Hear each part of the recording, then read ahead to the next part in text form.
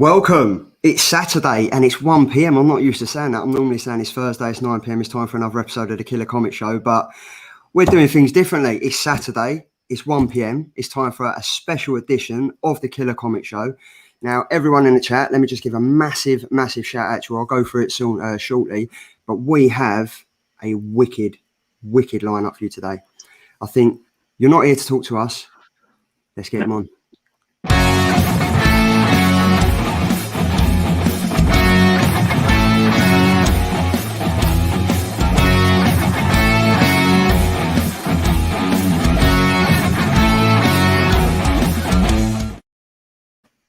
Mr. Alan Quah, thank you so much for joining us. How are you, sir? I'm good. Thank you for having me, guys. Honestly, thank you so much. I know you're extremely busy at the moment and you've got so much going on. So thank you for just taking the time to sit with us on a Saturday afternoon here. And I think it's 8 o'clock in Malaysia. Is that right? That's correct. Yes. Just after dinner, and you guys is 1 o'clock over there, correct? Yeah. So you're just chilling out, and we're about to get the day started. But I mean, how you been? How is things going? Well, we are still stuck at home. We had another nasty COVID spike again over here, and we are on another semi-lockdown until end of the month, and hopefully everything will be better by end of the month, so that we can go about with business again. But otherwise, we are good. I am basically getting myself busy working at home. Comic artists are used to being locked down.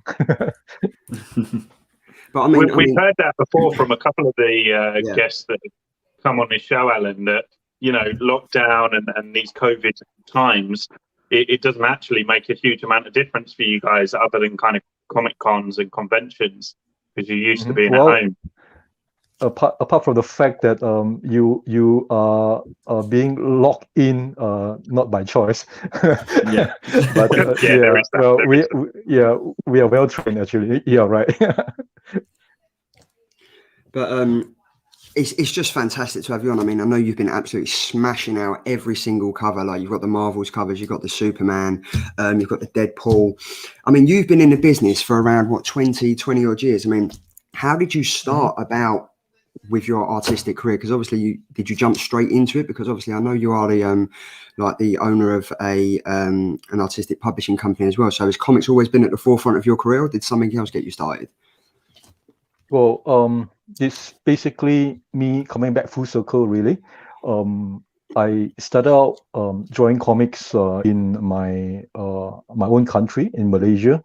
When I was a young school-going kid, I was drawing comics for local publishers for a couple of years. And when I came up from school, I realized that drawing comics are not that lucrative in Malaysia. And I went into the next best thing. I went into advertising. I worked in advertising for 15 years before I decided to let's try comics again. So that was 14 years ago when I decided to give comics a second chance, and that's where I am today. 14 years of trying to draw better, until the opportunities that I have, recently. Well, I think we can all agree that you've definitely, I wouldn't say you haven't got better, because I haven't seen any of your early work, but I mean, these covers that you're putting out at the moment, sir, these are incredible. These are like seriously sensational stuff, and you've got number 3 out as well. But I mean, since joining Marvel Comics, you've worked on the likes of Alien, the Spider Shadow, Venom. You've got the Marvels. You've now done the Deadpool thing. What has been your most intricate cover that you've done to date? Well, I started doing this, crazy crowd scene, actually way back couple of years ago, and when I was working on projects like Dark Souls. I work for Titan Comics 6 years ago, and that was one of my larger project back then.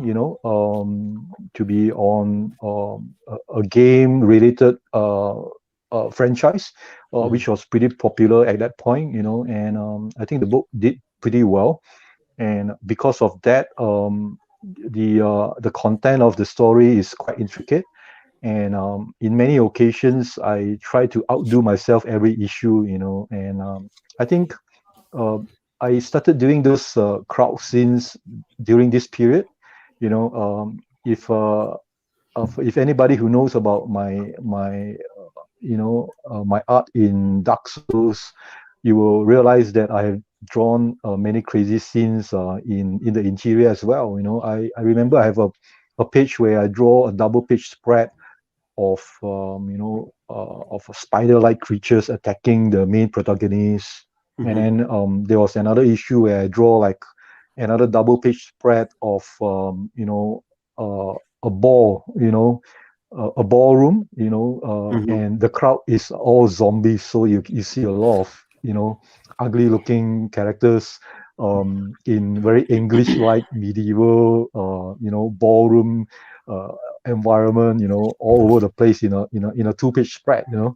So those were sort of like my training ground, really. I've been like doing that 5-6 years ago. It's just that there wasn't much opportunity for me to express myself in that manner, until like recently last year, when I had an opportunity to draw a cover for TMNT 101. For my good friend at Big Time Collectibles. I did a cover of the Turtles together with the new member Jenica in ramen shop. So that sort of like spurred me to continue doing this kind of crowd scenes, because I realized that this might be a niche that that I can call my own, in that sense, because arguably I think I'm not an artist where I'm especially efficient in doing cool poses. I think my strength lies in storytelling. So I'm just using my years of experience in advertising and drawing interiors, and trying to apply a storytelling aspect onto a cover. So that's basically what I did. All of us are big fans. And I mean, I think. Sorry, Charlie. Go on. Sorry, I was just going to say, we've got a question from Triple G in the chat now. Obviously, you're talking about doing your crowd scenes and everything like that, and it's I've noticed over on your Facebook that you give a backstory of how you came up with that cover. So Triple G has said, firstly, you're amazing. Love the Dark Souls cover in particular. Just wonder, do you ever sneak any celebrities or other characters into your crowd scenes? Now, you've recently started doing that because especially on the Carnage one. Well, not really celebrity, I guess. But many times I will sneak in friends in my covers. Whenever I can help it, I will throw in a couple of familiar faces. Some of my friends will appear in the background. I like to throw in a lot of Easter eggs in my backgrounds. But I'm also very cautious of not being too crazy about it, and not to create any unwelcome attention. But mostly it's all just friendly scenarios where I will add in faces of my friends in the crowd. I did a cover for Nightwing where I throw in a bunch of my friends in a scene of a train station.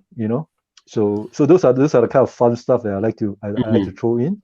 And most recently I did a cover for Extreme Carnage number 1. I sort of like pay homage to that cover based on the recent situation where there were his signal seems to have dropped out. No, do they have BT internet in Malaysia? I think that he's probably got the same dial-up that I've got. Are we It was good going now? so well. There we There go. are. He's back. We've got you He's there. back. Thank God for He's that. back. So you was talking about Sorry. the absolute carnage, Alan. You was talking about the absolute carnage cover that you did. Okay. Yeah, Extreme Carnage. That's right. Yes. So, Yeah. so if you look closely in the cover, you will see on one particular window, you will see a certain Mary Jane and a Peter Parker on the window. So that's Yeah, that's me cool. paying homage to J. Scott Campbell's Mhm. Spider-Man 551. Yeah. Fantastic. So can we expect then, Alan, that our faces, because we're now your friends, that we'll be on the next cover? We give you full permission to put these faces on your next one.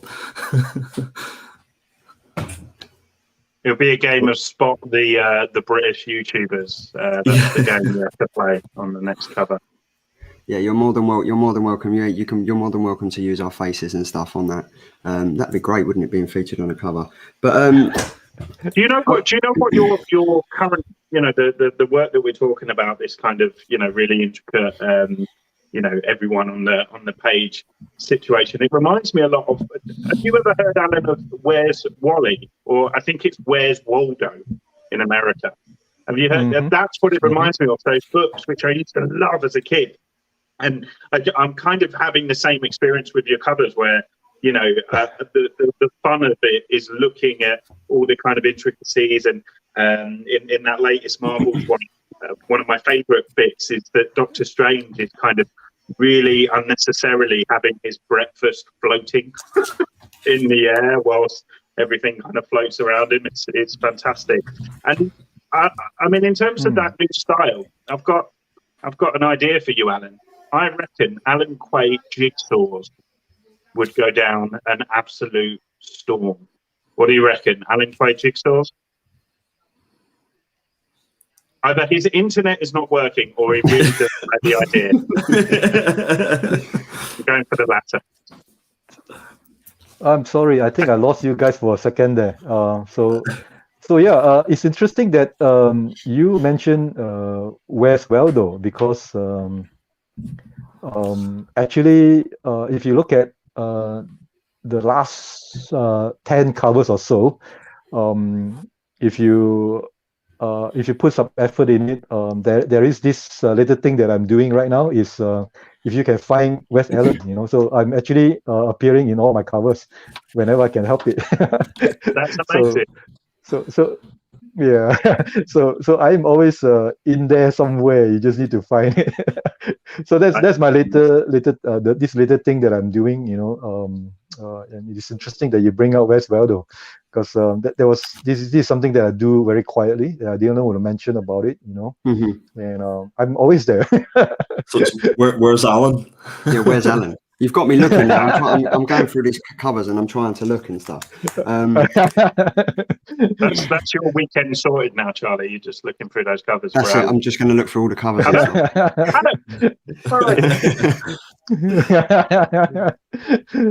But I mean, you're so busy at the moment. You've got like what I found really interesting is that a lot of artists out there, they've got their own websites and they kind of push their own stuff on their website and stuff. You 2 years ago, you signed up with Scotts Collectibles, who are fantastic. They're really great at what they do, and so for you to partner with them, it must have been really interesting and really exciting to do, because they're killing it at the moment. Everything that they're doing, they're working, they're doing some amazing stuff. I mean, how did that come about? How did you decide not to make your own website, but go with Scotts Collectibles as the agency that would do and you would work with? Well, being an artist from the other side of the world, right? It only makes sense that you should have representative in either in America or in US, right?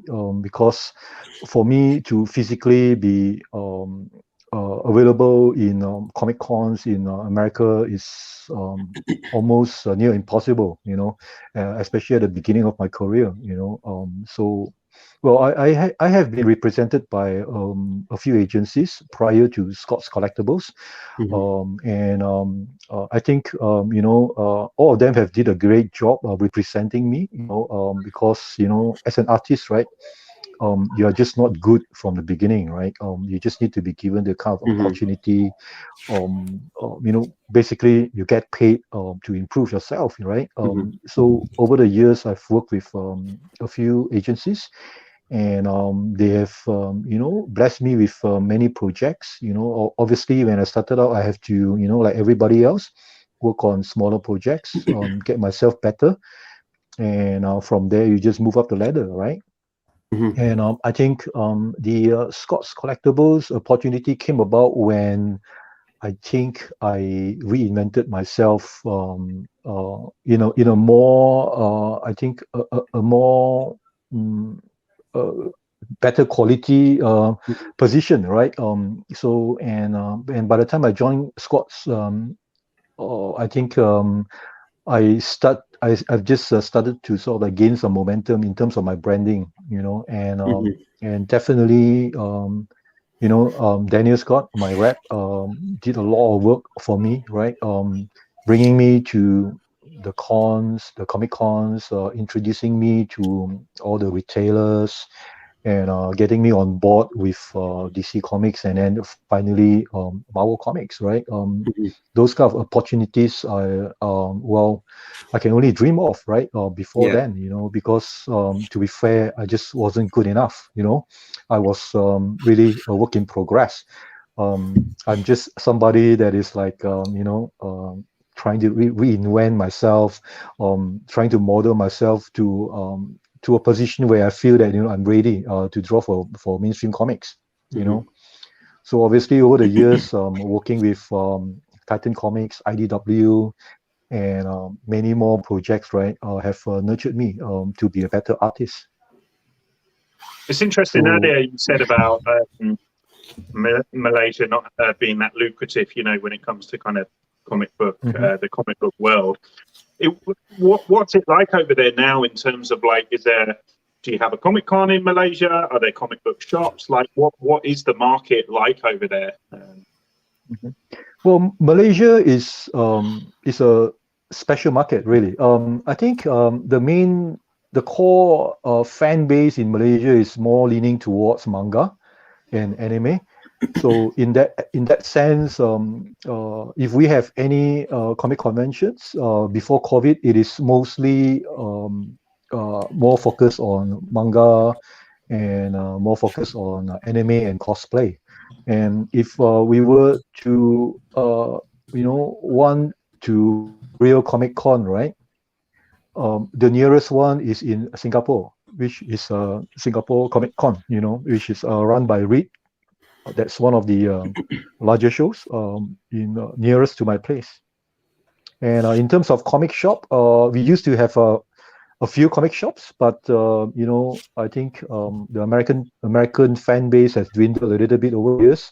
We are now left with 2 comic shops and brick and mortar. But we do have a few online presence, because I think now the current trend is if you have a Facebook, if you have a website, you can sell comics as a comic shop. So so everything is pretty much online now. Yeah, it's interesting that you say that, because when I first started doing all this, Rio Anadito was like one of the people that I was really friends with, and when he came over to London, we kind of did like a stream and stuff. But he was saying that about like comic shops in Malaysia, they're few and far between, and the nearest one could be anything to 40-50 minutes away. So the fact that everyone can do everything on Instagram now, YouTube, work with companies like Scotts Collectibles for them to promote nearer to like the shores of like the United States and America. So it's great that you've been given that opportunity to actually get your work out without having to go above and beyond, and you can rely on such a successful agency like Scotts Collectibles to do that for you. So we're very much grateful that you're working with them, and it's really great looking at your work and looking at everything that they're putting out. So yeah, thanks for that. Yeah, I'm forever grateful to Scotts, for putting me on a map, really, because without them I will probably still be the struggling artist. Alan, I doubt that. I totally disagree with that. Yeah, 100%. You're a very humble man. I mean, you look at your resume now, and it's like Godzilla, Teenage Mutant Ninja Turtles, Alien, Evil Dead. Like, you are like Marvel, DC, obviously now. Like, you are literally like ticking off icon after icon after icon. My question to you now, Alan, is: are there any kind of iconic, characters or franchises out there that you haven't yet touched upon that you really would love to work on? Well, Marvel and DC, they have such a fantastic sandbox to play in, and I am so thankful to be put in this position right now, where I get to play in both the sandboxes, so I get to draw more characters, from both DC and Marvel. I love that. I love that expression, the sandboxes. I'm imagining you in a sandbox now playing with Marvel and DC toys, and I can't get that image out of my head. That'd be great. Charlie, have you got what other questions have you got? Sorry, I just lost you guys again. It seems to be every time you talk, Ben. Yeah, there's a trend occurring. Ben's using all the bandwidth. Are we back I on? do have one. Yeah, we are here. I have got a question from ABZ's Comics. He asked, what's the time difference of you doing like a massive single shot of a comic book character on a comic book to like the likes of the Marvels, the Deadpool one that you've done, and obviously the Absolute Carnage. There's more intricacy involved in the multi-shot ones, but what do you enjoy doing more? Do you enjoy focusing your time on a single facial shot comic book character, or doing stuff like the Marvels? Well, I am sort of like in a dilemma right now, really, isn't it? I sort of like put myself in a position where that I enjoy drawing all these crowd scenes, right? And if I were to draw a single character, right, my worry is that people will be thinking that, hey, Alan is slacking, so so that is always my concern, but I'm thankful, at the same time, because I did one cover for Richard Epps. His shop is in the UK as well. I did a recent Moon Knight cover for him, limited edition comics, right? Yeah. And there was one cover that I think was probably my only Marvel cover that I have a single character on the cover at the moment, and I'm quite pleased with the result of that cover, so in that sense, I think it's safe to say that I should vary the covers. I don't think that it should be fixated to a fact that I am just comfortable in drawing crowd scenes, because I think if I were to draw a crowd scene, it has to be because of the storytelling nature of it, that I have a story to tell, not just to cram characters in there, for no reasons, right? If there is a need to have it as clean as possible, then we will do it that way, No, I mean, I think it's great, and like the fact is that you can. That kind of leads on to the next one. I mean, how much creative freedom do DC and Marvel give you, other than the indie publishers? Are they kind of open to your ideas, or are they kind of like, here, this is what we're set, these are the parameters you've got to work in? Interesting question. Actually, to be honest, I think Marvel and DC, they gave me a lot of room, to express myself creatively. In fact, on the contrary, certain indie titles tend to be a little bit more control in that sense, because there are certain guidelines that I need to follow, or maybe a certain writer needs me to draw according to a certain concept, right? But when it comes to Marvel and DC covers, I think so far they are very open, to ideas and suggestions, but because most of the time, if it's indie covers these days, I am drawing for retail variants, right? The retailers that I work with are mostly very open, and they really allow me to create a concept for them, most of the time. Yeah. And I think what we've started doing, and I think your art in particular. Now we've got Darren, he's a friend of the show, the Poptimist. If Alan comes to the UK, I'm going to have to get all 3 Marvel slabs signed. Now, Darren the Poptimist, he's kind of new to comics because he's kind of a Funko Pop collector, and he's been a fan of the show since we started. And it's probably down to us that he's now started collecting comics, and the recent ones that he started collecting are all your Marvels runs. So he's managed to get the 9.8 grading of Marvels 1, 2, and 3. Have you got any plans to come over to the UK once the Corona and everything ends and stuff? Do you seem to go to the big Comic Cons? I mean, we've got a small one coming up in November called Thought Bubble. That's quite intimate. It's very you get to spend some time with the artists and stuff like that. Is there any plans on the Alan Quah diary list to come out to the UK? Thank you, Darren. Thank you for collecting my covers. Too bad you can't be on the show today. I would love to visit UK again. I think it all depends on what Scotts Collectibles have in mind for me. But definitely I wouldn't rule out a UK show one of these days. That'd be great. Definitely, I definitely think we'd be at the front of the queue waiting for you to. We'll look after you, Alan. Don't worry. Yeah, we'll take you for dinner. Sure, sounds good. You're paying. It's cool. I think that leads us on. I mean, obviously, over the years, you've done various characters. You've done loads of characters, but I mean, I think it's safe to say that having looked over your work and stuff, I think Wolverine is one of your favourite characters. I think he's your personal favourite. Is there another character that you really like and you haven't had the opportunity to draw yet? Well, all the opportunities is coming along as because we have a plan ahead and all those things. Definitely, I'll be drawing a Wolverine cover very soon. In fact, I'll also be working on a couple of X-Men covers if I can help it. And hopefully a few more DC titles. That'd be great. I mean, earlier you were talking about crowd, the crowd scenes, there being a reason for that. You want it to be part of the story.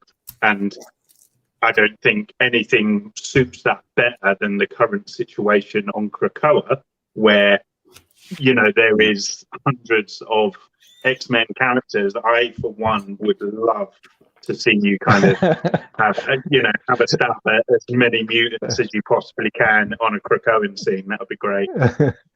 Yeah, well, it depends on how crazy the schedule is. If I can help it, I would really love to do something as crazy like that. You never know. I'm not going to rule that out. Yeah, I'm not going to rule that out. Yeah, and definitely the next dream is to work on some Star Wars characters. So wow. Yeah, so I'm working on that. We'll see what happens. Yeah. Oh, that's amazing. Such a tease, Alan. You're such a tease. Such a tease. Now, normally there's an additional member to the Killer Comics crew, which is Tom. I think you've been speaking to him over the last couple of weeks or so, but he's just said, I'm dropping in just to say hi before I head out. Alan, you're the man, dude. Impressive, massive inspiration to artists like myself who aspire to be better. Now, he's asked me a question, if I could ask it to you. He said, if you was to have a dinner party with 5 guests, dead or alive, who would it be and why? Sorry, I just missed the last part. If I were to be in a party with 5 guests, who would it be, dead or alive, and why? And why? Yes. 5. It can be 3 if you can't choose 5. I mean, with questions like that, it's probably a good thing he's not here. Yeah, well, I think just at the top of my head, I think the people that I would like to meet, well, on top of my list is definitely Barry Windsor Smith. I've met John Byrne, but I would love to meet him again so that I can pick his brain better.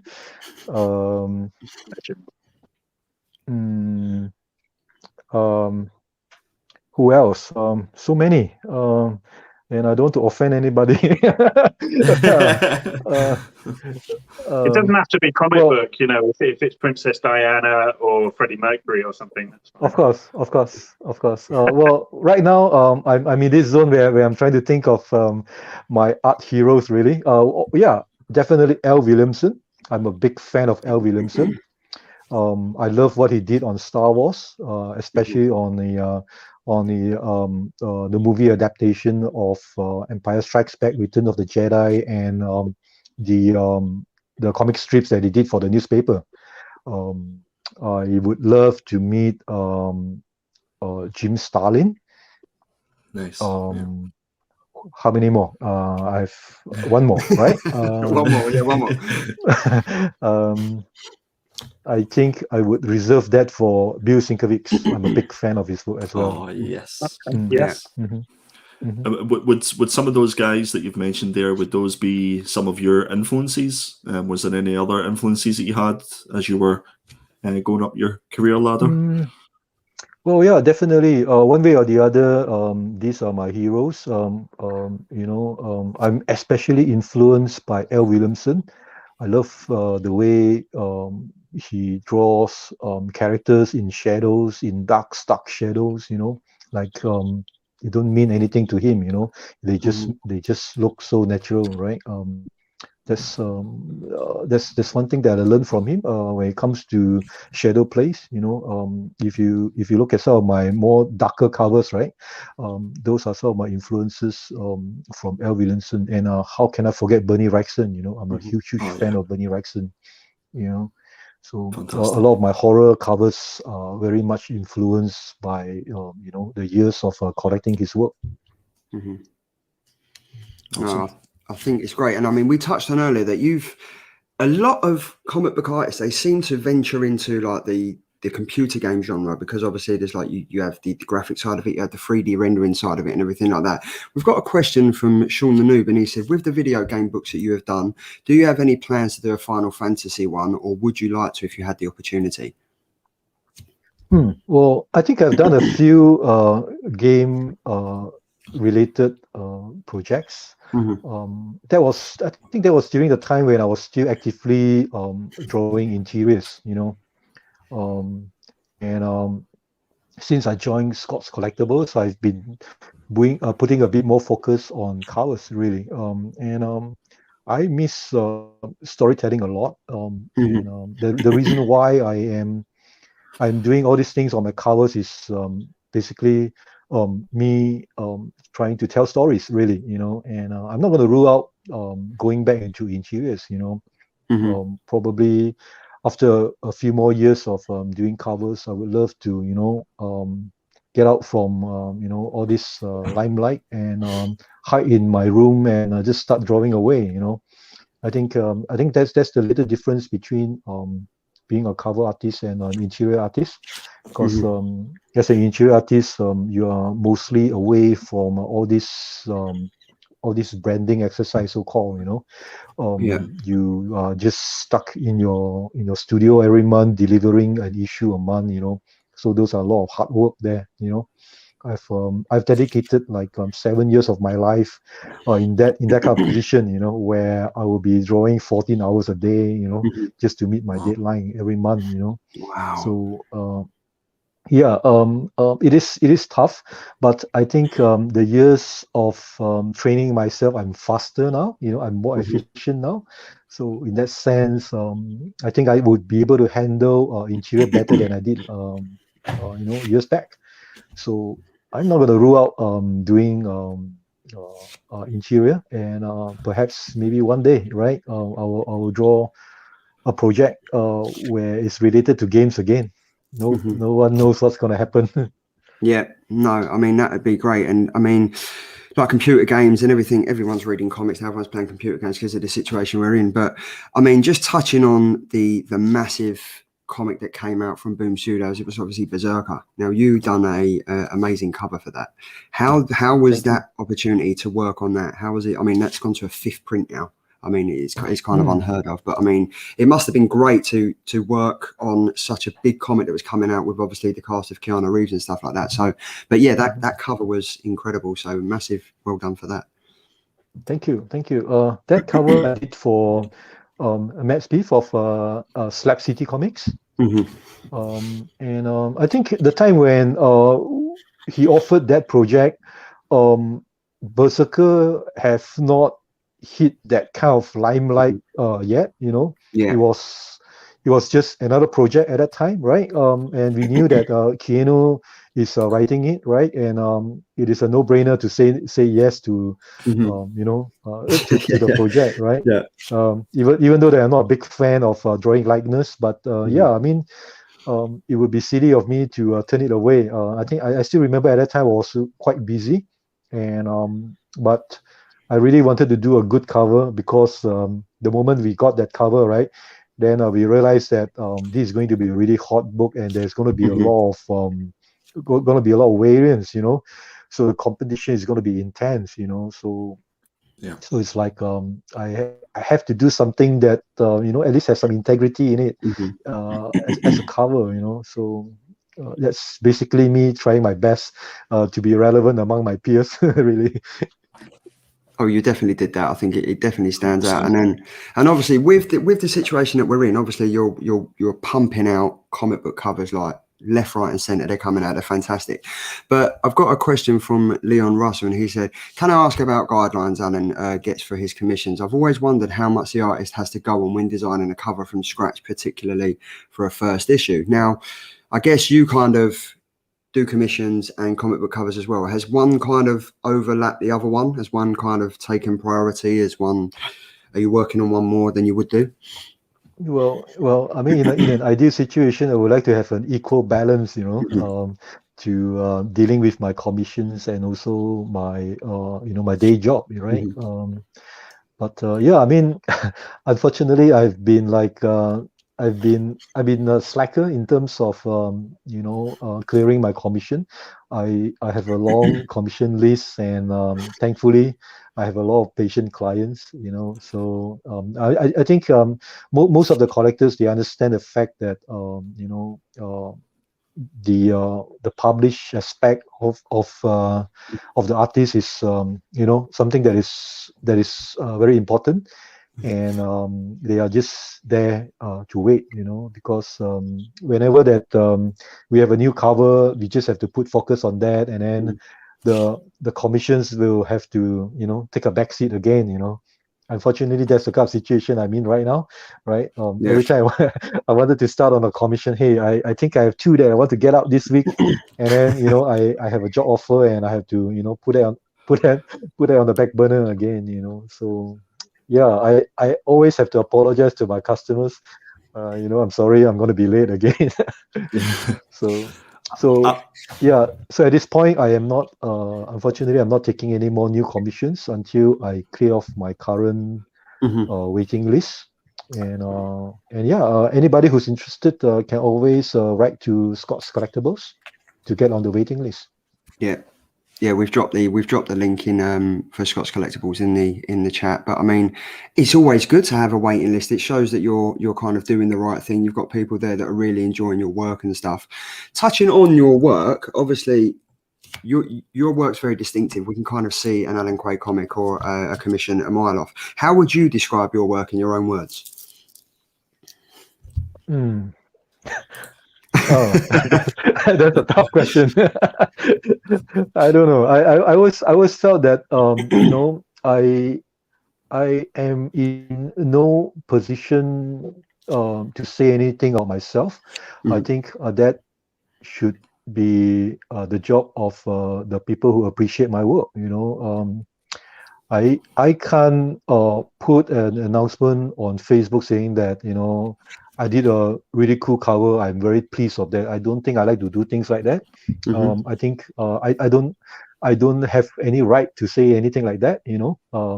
Except for the fact that I did something that I enjoy drawing, right? And if it's nice, if it's really beautiful, right? I think it's a comment from the fans, not from me, really.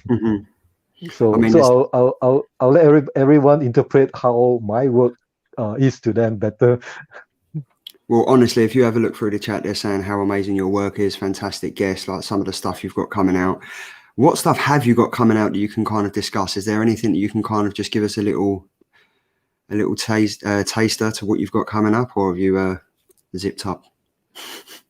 Give us an exclusive, Alan. Well, there's one Spider-Man cover coming up soon, Spider-Man related cover that you can watch out for very soon. I also have an X-Men related cover coming up soon. In fact, 2 X-Men related cover coming up soon. Ben is a massive X-Men fan, and I think we've got a few in the chat as well. So there you go, guys. That was an exclusive you heard. There's a Spider-Man one and there's a few X-Men covers out.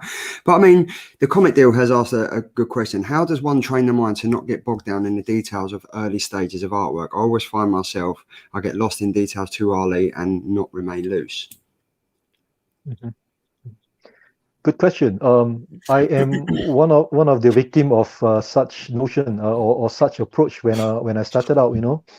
I always felt that as long as you throw in a lot of details, right, your artwork will look good. Mm-hmm. And most often than not, I think I tend to over render my work as a younger artist then. But as I learn more from drawing, I realized that actually the important thing about drawing is really the underlying foundation, Mm-hmm. the first layer of the artwork, the planning, how you draw the pose, right? It is the rough sketches that you start out with that is more important, because once you have a really strong base layer, what is on top, the finishing is really you brushing up the narrative of what you plan to do, Mm-hmm. Because I think the common mistake a lot of artists have is that they try to hide everything in all the minor details.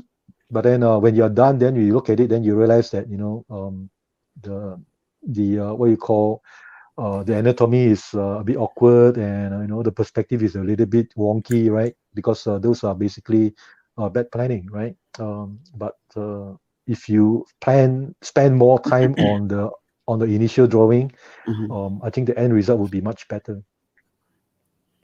Yeah, no, I mean, That's I think great advice. Really cool advice. it is great question. advice. It's good hearing it straight from the horse's mouth. I mean, I'm always interested with the way that digital is going now, like digital art and stuff like that. Do you still use the traditional pen and paper to do early sketches and then transfer over to like the digital artwork display, or do you just jump straight in? I mean, because there's a lot more you can do digitally with like the colors. We've heard from various artists that you can get different aspects of the shading and stuff like that you wouldn't be able to do on a pen and paper. Do you still have a preference that you work with? Well, I am basically a traditional artist. I started drawing traditionally, right? So I'm classically trained basically. But if you want to be relevant, right, you just need to learn what is what is the current technology that is given to you, right? And so these days I am mostly juggling between digital and traditional. I do all my creative thinking digitally. My layouts are all drawn using the Cintiq. And then once all those ideas are approved, I will transfer them to my traditional paper and draw it traditionally. And when that's done, when it comes to coloring, it is all digital again. So it's really a merge of two knowledge right now. And on top of that, I'm also teaching myself how to paint professionally. Wow. Hopefully in the near future, you will see a few covers that is fully painted by myself. Wow, that sounds incredible. But we've got people in the chat. They're like, we want more Moon Knight covers, top quality. We've got Nice. Nice. we've got pre-orders incoming. We've got a few Spider-Man fans here, so I definitely think they're up for that. Is Awesome.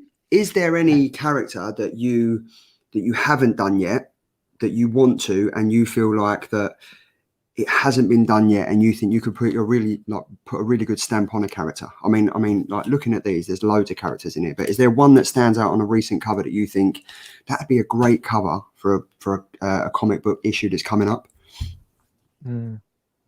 Well, I mean, I've been blessed the last few months with the opportunity, that all my retail friends have given me, and I ought to be fair, I really couldn't ask for more, I think since I got the Marvel break in January, I have drawn quite a fair number of Marvel characters, Mm-hmm. and then with X-Men in the horizon, I think I've pretty much covered quite a number of characters, So right now is me basically trying to jump into all these characters individually, because I sort of like cheated my way around, where I throw them in really early on. In Marvels, I have like sort of like cheated in a manner whereby I draw all my favorite characters in there, So now that I've done that, I think I would like to put some focus on them individually. Yeah, I mean, that would be great to see. Would be great to see. And Alan, you've told us about all these covers that you're doing, your plans, the fact that you're trying to do painting as well. How does Alan relax? Do you get time to relax? And if so, what do you do? Well, to be honest, drawing can be very relaxing. If it's not crunch time, Unfortunately, I've sort of like put myself in a position where everything is crunch time right now. So that is not so enjoyable. But Yeah. if I can sort of like say no to a couple of projects a month, I think I will enjoy drawing a lot, and I think when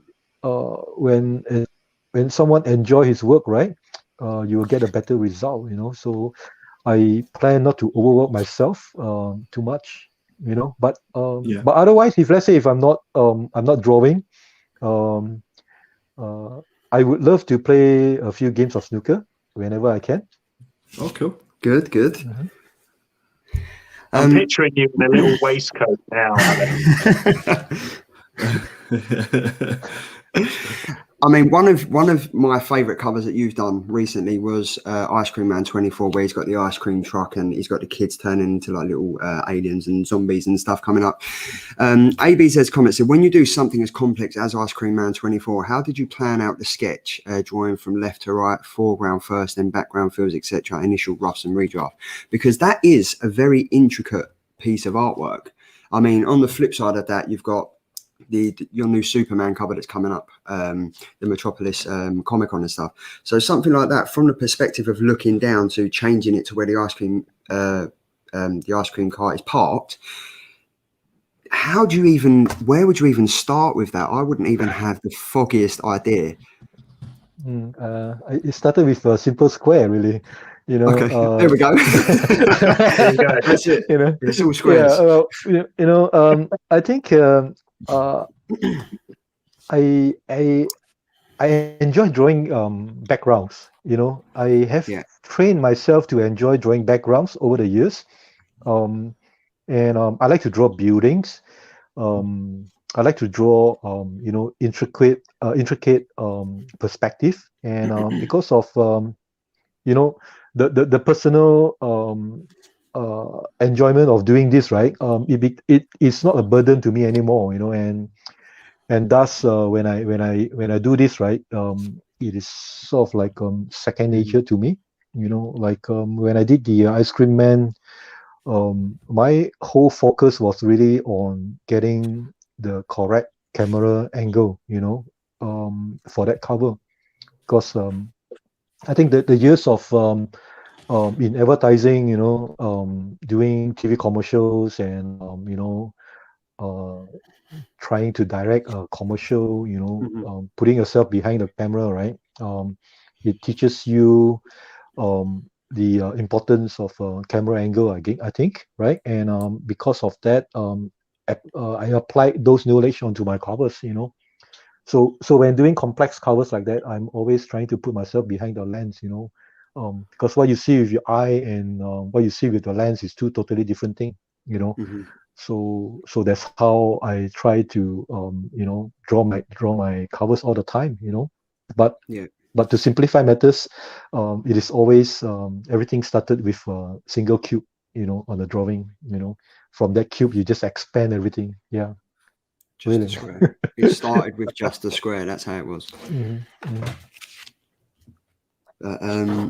Yeah, I mean, I'm just still trying to get my head around how you could just, if I was to draw a square, it would literally just be a square, circle, and little stick people going on. So, I mean, the talent. That's why you don't work for Marvel DC, Charlie. Exactly. YouTube.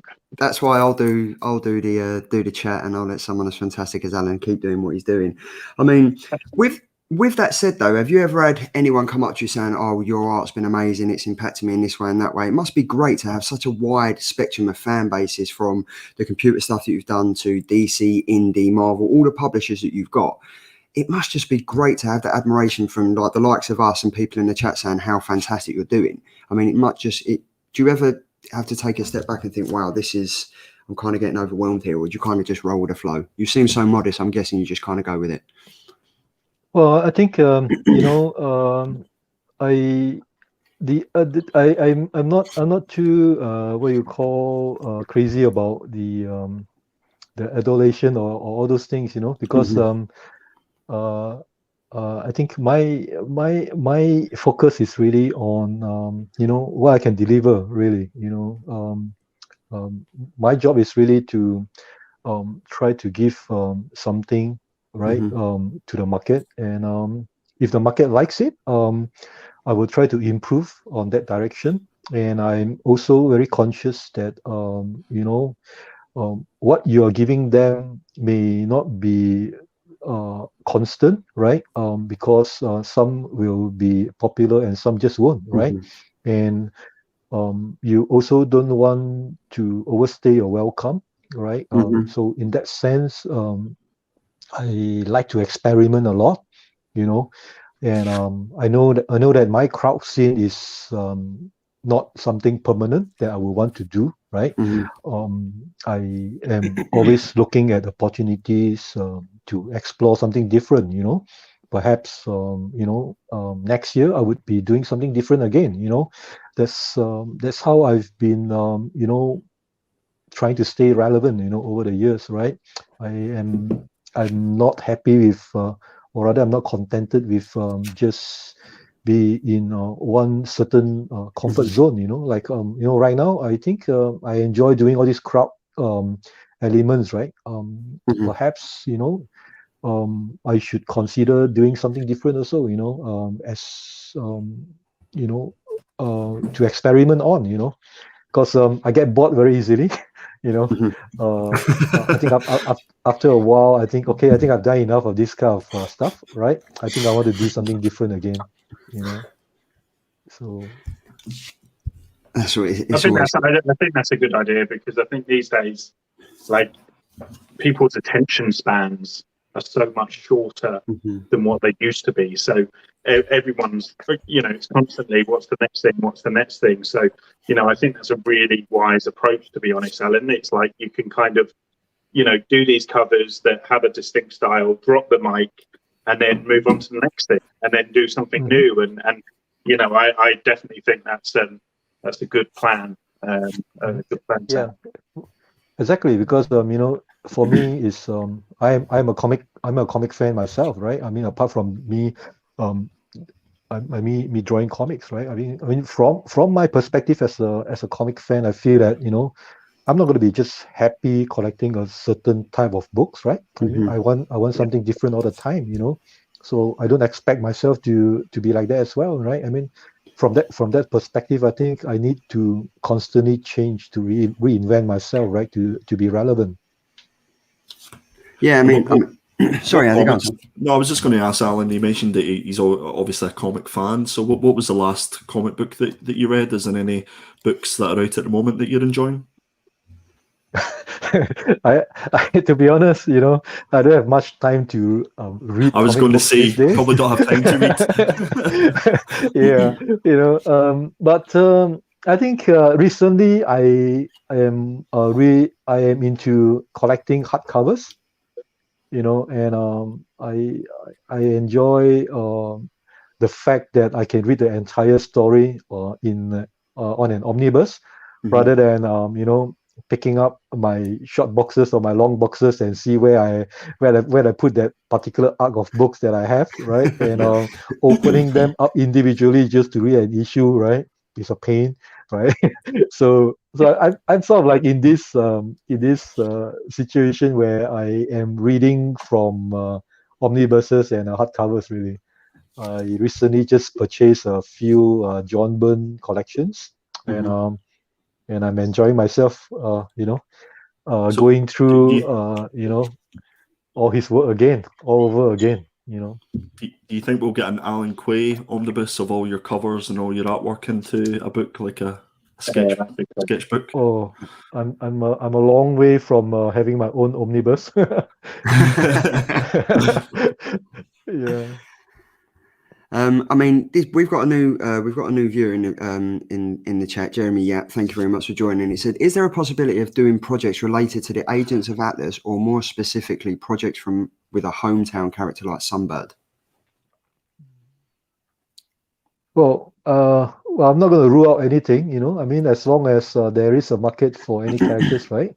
I'm game to, you know, to explore because, you know, being a cover artist is basically you experimenting and willing to try out different things all the time, you know.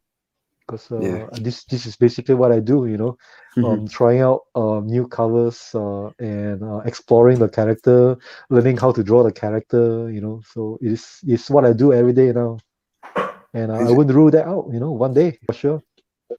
It must just be great just be able to just sit there and think, yeah, I've got this character coming up, that character coming up. Is there? I mean, we're getting up to the hour now, and I know you've got work to crack on with, but I mean, we've got quite. I mean, I know Andy likes to draw. If you have a look over on his Instagram, he did a sketch the other day, and I can only imagine that he kind of took some inspiration from like the covers that you've done with all the characters and stuff like that. But I mean, is there any advice that you would give as an artist yourself? Is there any advice that you would give to upcoming artists out there at the moment? Well, I think I've said it a few times already. To be a good artist, right? Is just us repeating ourselves on a daily basis, you know. So just keep on repeating, you know, because today, if you think you don't draw a really nice Wolverine, right? But if you keep repeating yourself 100 times, 200 times, right? You will suddenly realize that, you know, hey, I did pretty well this time, you know. So just keep drawing, you know. I mean, and just showing your best work on a daily basis. That's where you know, people will start to take notice, and you know, you're going to get your first gig. All right, just keep doing what you're doing. No, I think that's great. No, thank you so much for that. I think it's because I guess, as you mentioned at the start, with lockdown, everything happening, nothing's really changed for artists. I mean, because you're always in your own little bubble doing something like that. Is there anything that you would kind of think you would do different? So with all the comic books that you've done, everything, I mean, I guess you must be your biggest critic, like looking at the work and think, oh, I've done this, I've done that. Has there ever been a cover that's come out and you've looked at it and thought, oh, I forgot to put that in, or I should have added that? Every day. You know, but you know, I put comfort in the fact that you know, I hated what I draw 5 years ago or 10 years ago, you know, because the comfort is that you know, if I can hate those artwork, that means I have improved myself, you know. So that's it. You know, what I am happy with today, right, might not be so 5 years down the road, you know. So we are all just evolving, right? We are getting better, and hopefully there are still room for improvement for me. constantly improving. I think that's the key message there. It's a little bit like us, Charlie, with the Killer Comics show. Every show we get a little bit better. So Yeah. Sorry, guys. My phone overheated with your awesomeness, Alan. I apologize to your phone. Now we've got one question from Brian Bulland, and it says, "Is there a writer whose work you would like to take and work For into?" a moment there, I thought Brian Boland. Oh no! If Brian only. Boland drops in the chat from time to time. But obviously, is there a writer whose work you would like to take and work into the art covers? Oh gosh, I just had a geek moment yesterday. Tom Taylor shared my Superman cover on his Twitter, and I thought that was amazing, for him to do that. Ben, I think we're getting some feedback on your phone. I think you might need to mute yourself. Yeah, I think it would be awesome, right? To work on the project with Tom Taylor one day. I think I love what he did on the books that he have written so far, right? And I look forward to reading his Superman, Son of Kal-El. Oh, Charlie's muted himself. Schoolboy error, Charlie. There we go. Look at this. I'm trying to mute. This is a question that I don't think we've had asked before. Mr. Quay, do you listen to music whilst drawing, or are you a totally silent guy? I mean, do you have the TV on in the background, or do you just literally sit in silence and focus on what you're doing? That's a great question. I rely on Spotify to survive the day. So yeah, I definitely work with music in the background. I think the music tend to put some focus for me, and I don't have a particularly preference to music, but it all really depends on at what stage of the drawing that I'm in. Sometimes I will go for my classic rocks, but most of the time I will go for something more mellow, like acoustic and and folk. But otherwise, I'm open to suggestions when it comes to music. Yeah. Oh, that's I think, yeah, it's really weird because obviously some people might just sit in silence, some people might have the TV playing, some people might be able to work with their kids running around. I, for one, wouldn't be able to do that because they'd tear the place down. But I just want to just take this opportunity just to say a massive thank you for coming on. Alan's very busy at the moment. If we've got any more quick questions in the chat, we can get them in. Ben, Andy, if you've got any more questions, obviously jump in, give them an ask and stuff. But you would. I'm currently holding an ice pack to my phone to try and get. I'm going to concentrate on stopping my phone from exploding. But Alan, you've been so humble and so open with us. You've dropped some great little exclusives as well for the Killer Comics show, so it's really appreciated. We really have loved having you on. Thank you, sir. It's great. You're not you haven't only been a killer guest. You're not only killing the comic books, but you're also killing the attention-seeking geek's phone. So I think they say things come in threes. It has been absolutely fantastic having you on. Now, what we're going to do is Alan has kindly signed one of the Marvel's comics. Now, we will be doing a giveaway over the next week or so. Now, you may have noticed, the viewers in the chat, you may have noticed that a special keyword kept flashing up now and again on the show.